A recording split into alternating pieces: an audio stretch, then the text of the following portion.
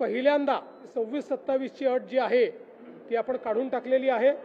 25-26 चे पैसे ज्यांनी भरले असतील त्यांना प्रोत्साहनपर अशा पद्धतीनं मदत मिळणार आहे।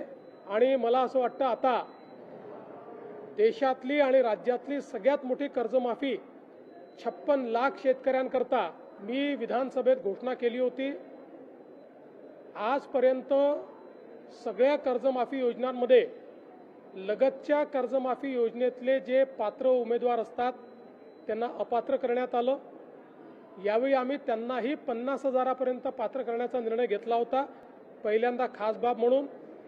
परंतु रणधीर सावरकर यांच्या नेतृत्वात सत्ता पक्षाचे आमदार मला भेटले आणि त्यांनी विनंती केली की त्यांनाही 2 लाखापर्यंत कर्जमाफी द्यावी, म्हणून पहिल्यांदा राज्याच्या इतिहासामध्ये कर्जमाफीमध्ये त्यांचाही समावेश करण्यात आलेला आहे।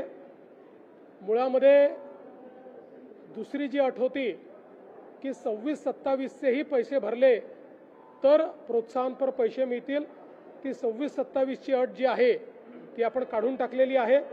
25-26 चे पैसे ज्यांनी भरले असतील त्यांना प्रोत्साहनपर अशा पद्धतीनं मदत मिळणार आहे।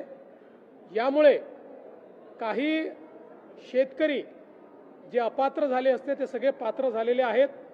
आणि मला असं वाटतं आता देशातली आणि राज्यातली सगळ्यात मोठी कर्जमाफी 56 लाख शेतकऱ्यांकरता ही कर्जमाफी आपण त्या ठिकाणी जाहीर केली।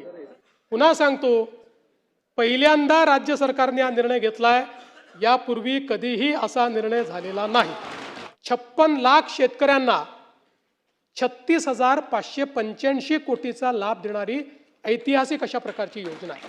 आपण 2 लाखापेक्षा जास्तही ज्यांची थकबाकी आहे त्यांनाही 2 लाखापर्यंत देतोय।